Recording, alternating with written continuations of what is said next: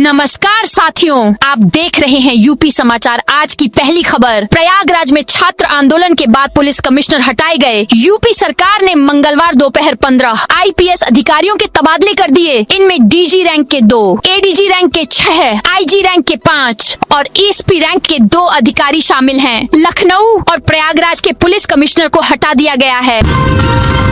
उत्तर प्रदेश में जनगणना कर्मियों को 31 जुलाई तक मिलेगा मानदेय। जनगणना 2027 को समय पर पूरा कराने के लिए तैयारियां चल रही हैं। केंद्र सरकार ने उत्तर प्रदेश के सभी जिलों के लिए नई समय सीमा तय कर दी है। जनगणना कर्मियों का मानदेय 31 जुलाई तक देने के निर्देश दिए गए हैं।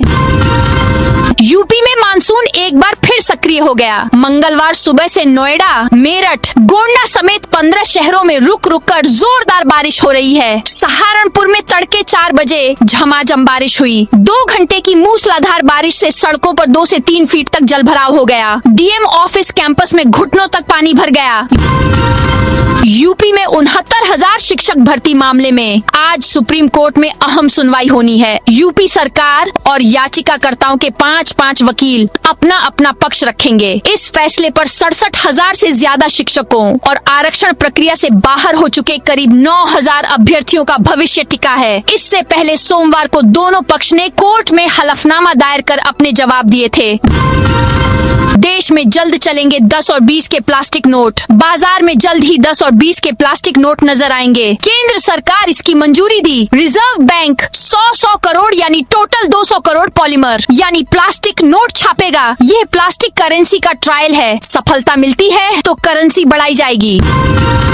पेपर लीक पर अखिलेश का सपा सांसदों के साथ प्रदर्शन। संसद के मानसून सत्र में आज यानी मंगलवार को पेपर लीक कानून संशोधन बिल पर चर्चा होगी। सपा प्रमुख अखिलेश यादव ने पार्टी सांसदों के साथ मिलकर भाजपा के खिलाफ विरोध प्रदर्शन किया। उन्होंने आरोप लगाया कि भाजपा सरकार के दौरान 20 से ज्यादा बार पेपर लीक हुए।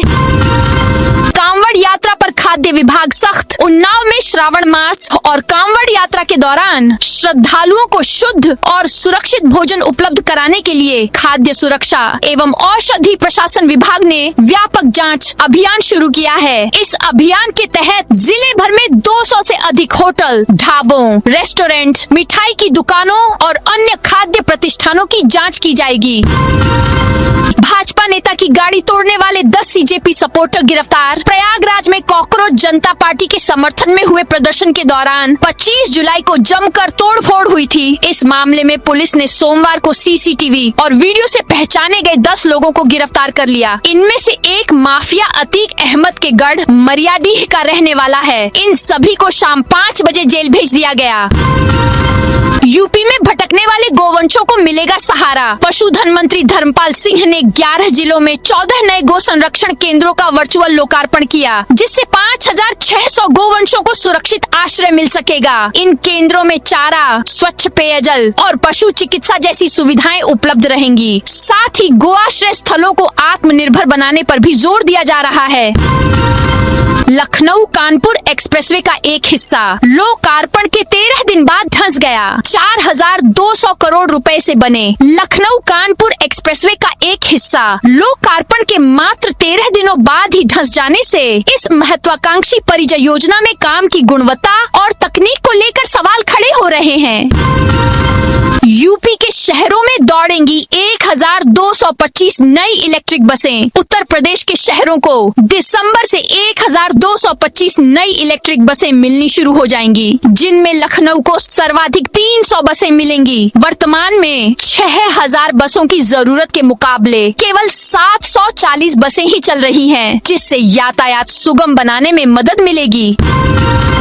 जौहर यूनिवर्सिटी के 38 भवनों को ढाना आसान नहीं है। दिल्ली के जेएनजी प्रदर्शन के बाद समीकरण बदले हैं। शिक्षा और छात्रों से जुड़ी यूनिवर्सिटी पर भी शासन का रुख नरम हुआ है। यही वजह है कि 27 जुलाई को मुरादाबाद मंडल के कमिश्नर आंजनेय कुमार सिंह ने ध्वस्तीकरण की कार्रवाई पर अगली सुनवाई तक रोक लगा दी।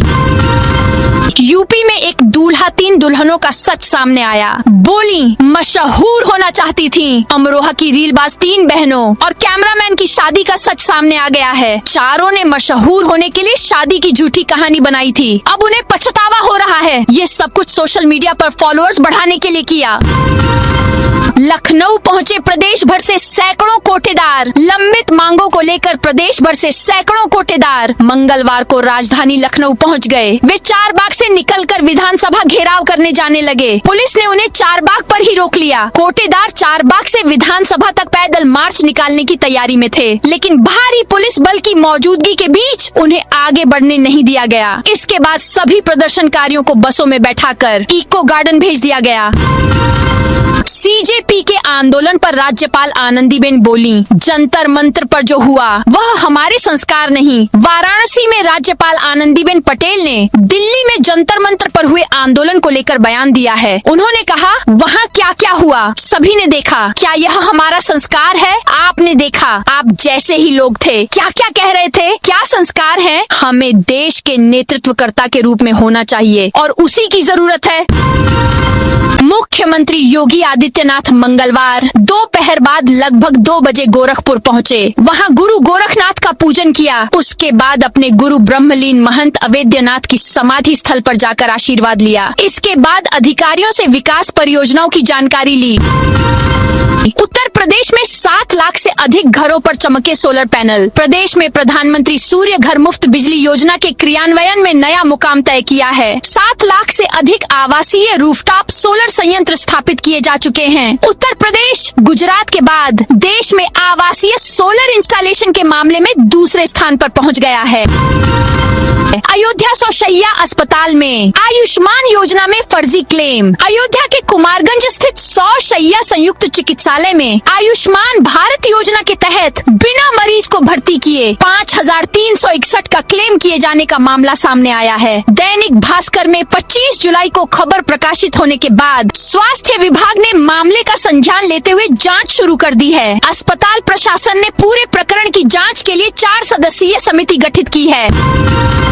2000 मानदेय में नहीं चल रहा गुजारा। बरेली में ग्रामीण क्षेत्रों में स्वयं सहायता समूहों और सरकारी योजनाओं को धरातल तक पहुंचाने का काम करने वाली समूह सखियों ने मंगलवार को जिलाधिकारी कार्यालय पर प्रदर्शन किया। उन्होंने अपने कम मानदेय और अन्य सुविधाओं की कमी को लेकर आवाज उठाई और मानदेय वृद्धि सहित विभिन्न मांगों को लेकर ज्ञापन सौंपा। गाजियाबाद में 10,000 लोगों को मिलेंगे पीएम आवास योजना के फ्लैट। गाजियाबाद में जल्द ही करीब 10,000 लोगों को प्रधानमंत्री आवास योजना शहरी के फ्लैट मिलने का सपना साकार होने वाला है। गाजियाबाद विकास प्राधिकरण क्षेत्र में निर्माणाधीन सभी पीएम आवास परियोजना 30 अगस्त तक पूरी करनी होगी, ताकि 30 सितंबर सभी लाभार्थियों को फ्लैट पर कब्जा दिया जा सके। इनमें जीडीए द्वारा तैयार किए जा रहे 5 प्रोजेक्ट और प्राइवेट बिल्डरों द्वारा तैयार किए जा रहे करीब 10,000 फ्लैट शामिल हैं। बलिया में 30 जुलाई को प्रतिभा सम्मान समारोह। बलिया के Shri Murli Manohar town degree college परिसर में मंगलवार दोपहर करीब 12 बजे देवेंद्र सेवा संस्थान की बैठक आयोजित हुई। इस बैठक में संस्थान के अध्यक्ष रणवीर सिंह सेंगर ने घोषणा की कि चंद्रशेखर शताब्दी वर्ष में 30 जुलाई को स्वर्गीय देवेंद्र सिंह की 13वीं पुण्यतिथि पर श्रद्धांजलि सभा और प्रतिभा सम्मान समारोह का आयोजन किया जाएगा। पौधे रोपने को गड्ढे खुदवाए, मजदूरों का नहीं किया भुगतान। आगरा में पौधे रोपने के लिए मजदूरों से गड्ढे तो खुदवा लिए, लेकिन उनका भुगतान नहीं किया। उन्होंने कॉन्ट्रैक्टर पर दबाव बनाया तो उसने नौकरी से निकाल दिया। अब 52 दिनों के भुगतान के लिए मजदूर नगर निगम के चक्कर काट रहे हैं। यहाँ भी उनको मदद नहीं मिली।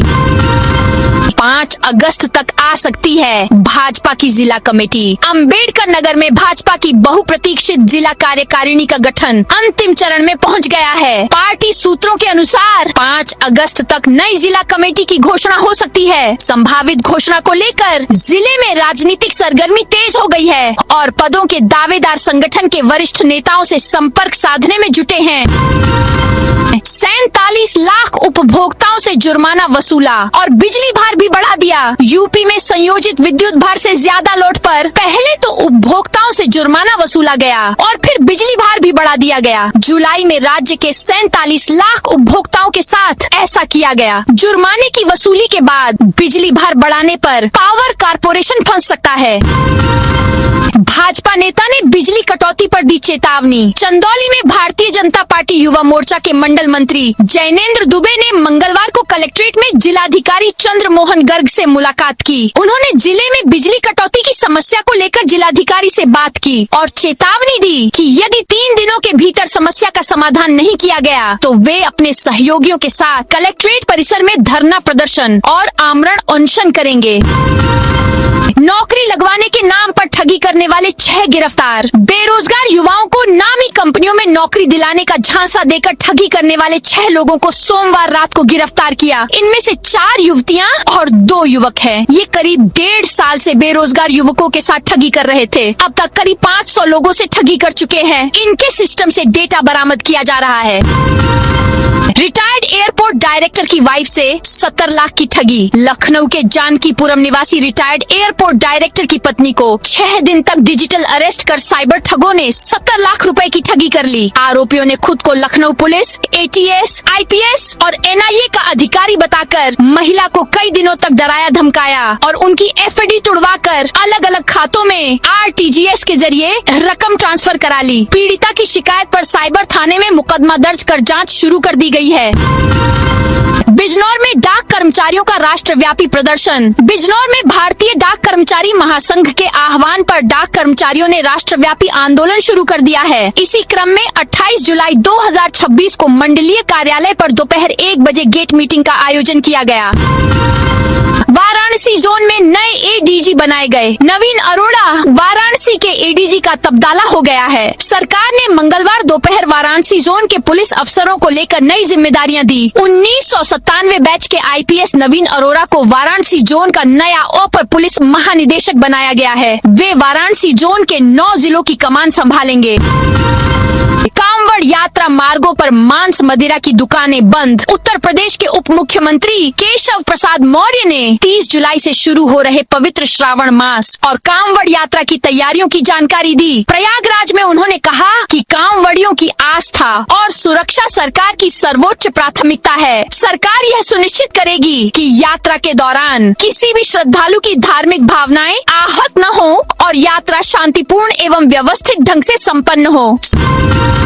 संत रविदास जयंती पर यूपी में मतांतरण के खिलाफ VHP चलाएगा अभियान। भक्ति आंदोलन के जरिए सामाजिक समरसता बढ़ाने और मतांतरण रोकने में अभूतपूर्व योगदान देने वाले संत रविदास की जयंती को लेकर विश्व हिंदू परिषद अगले वर्ष फरवरी तक 6 माह का देशव्यापी विशेष अभियान चलाएगी। विहिप गांवों में संगोष्ठियां कर बताएगी कि संत रविदास जाति विहीन समाज के समर्थक थे। लोगों को सनातन धर्म के बारे में बताया जाएगा। भारतीय जवानों के लिए स्मार्ट वर्दी बर्फीले तूफान में भी बताएगी लोकेशन। बर्फीले इलाकों में तैनात भारतीय सैनिकों को हिमस्खलन और बर्फीले तूफानों के दौरान सुरक्षित निकालने के लिए कानपुर में अत्याधुनिक स्मार्ट वर्दी विकसित करने की तैयारी शुरू हो गई है। यह वर्दी स्वयं अपनी लोकेशन बताएगी। इसके लिए DRDO की कानपुर स्थित रक्षा प्रयोगशाला, defence materials and stores, research and development establishment ने सेना की जरूरतों के अनुरूप इस परियोजना पर काम शुरू किया है।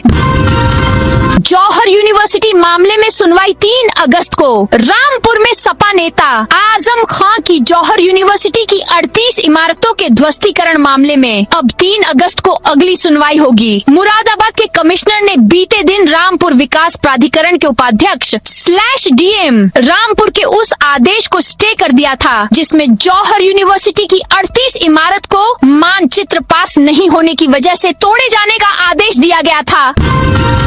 सावन में प्लास्टिक मुक्त रहेगा काशी विश्वनाथ धाम। सावन माह 2026 में श्री काशी विश्वनाथ धाम को पूरी तरह प्लास्टिक मुक्त बनाए रखने के लिए मंदिर प्रशासन ने विशेष अभियान तेज कर दिया है। देश भर से लाखों कांवड़ियों और श्रद्धालुओं के आगमन को देखते हुए प्रशासन पर्यावरण संरक्षण को भी उतनी ही प्राथमिकता दे रहा है जितनी श्रद्धालुओं की सुविधा और सुरक्षा को।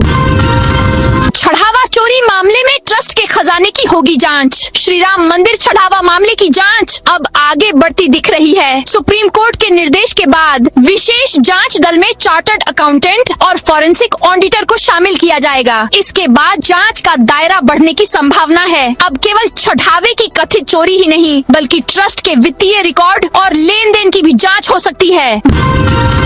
महामंडलेश्वर की कामधेनु गौशाला पर चला बुलडोजर। बरेली के प्रेमनगर थाना क्षेत्र के मौला नगर में में मंगलवार को पार्क की जमीन पर बनी बताई जा रही कामधेनु गौशाला पर आखिरकार बुलडोजर चल गया। बरेली विकास प्राधिकरण की टीम पुलिस और पीएसी की मौजूदगी में मौके पर पहुंची और ध्वस्तीकरण की कार्रवाई शुरू की। ग्रेटर नोएडा में मालगाड़ी गुजरते समय खुला रहा फाटक। ग्रेटर नोएडा के जारचा थाना क्षेत्र के सलारपुर गांव के पास एनटीपीसी दादरी रेल सेक्शन पर रेलवे की बड़ी लापरवाही सामने आई है। सोमवार दोपहर करीब 2 बजे कोयले से लदी मालगाड़ी ट्रैक से गुजर गई, लेकिन रेलवे फाटक खुला रहा। फाटक खुला होने के कारण स्कूल वैन, बाइक सवार और अन्य लोग रेलवे लाइन पार करने के लिए वहां मौजूद थे। राहत की बात यह रही कि लोगों ने समय रहते मालगाड़ी को देख लिया और रुक गए, जिससे बड़ा हादसा टल गया। राजभर बोले, रातों रात गायब हुए डिम्पल जी के घाव। अंबेडकर नगर पहुंचे ओपी राजभर ने कहा कि सत्ता के अहंकार में अखिलेश यादव एसपी को घुटनों के बल बिठाते थे, आज ड्राइवर से कह रहे हैं कि चालक महोदय कहां ले जा रहे हो। पीएम आवास के सामने राहुल गांधी धरना दे रहे थे तो भागते भागते अखिलेश जी वहां पहुंच गए। उसके बाद पुलिस ने उनको टांग करके वहां पहुंचा दिया जहां उनको पहुंचाना था। लखनऊ अयोध्या हाईवे पर खत्म होंगे ब्लैक स्पॉट। यूपी की राजधानी लखनऊ में अयोध्या हाईवे पर सफर करने वालों के लिए राहत की खबर है। लखनऊ अयोध्या हाईवे पर ब्लैक स्पॉट खत्म किए जाएंगे। 2 स्थानों पर अंडरपास और 1 स्थान पर फ्लाईओवर बनाया जाएगा। 1 स्थान पर जंक्शन में सुधार किया जाएगा। अलीगढ़ मुरादाबाद हाईवे पर बड़ा toll tax. Aligarh Moradabad national highway पर गाड़ी दौड़ाना महंगा हो गया है। इब्राहिमपुर स्थित टोल प्लाजा से गुजरने वाली गाड़ियों को अब पहले से ज्यादा टोल देने होगा। दरअसल संसाधन विस्तार और कंपनी के नए अनुबंध के आधार पर NHAI ने टोल दरों में वृद्धि की है। 6 टोल वाले परिक्षेत्र में इब्राहिमपुर टोल की दर में बदलाव किया गया है। हालांकि कारों के आने जाने के टोल शुल्क में कोई वृद्धि नहीं हुई है, जबकि अन्य सभी प्रकार के वाहनों को अब इस टोल से कुछ अधिक जेब डीली करनी पड़ रही है। तो दोस्तों, यह थी आज उत्तर प्रदेश के सभी जिलों की दिन भर की ताजा और बड़ी खबरें।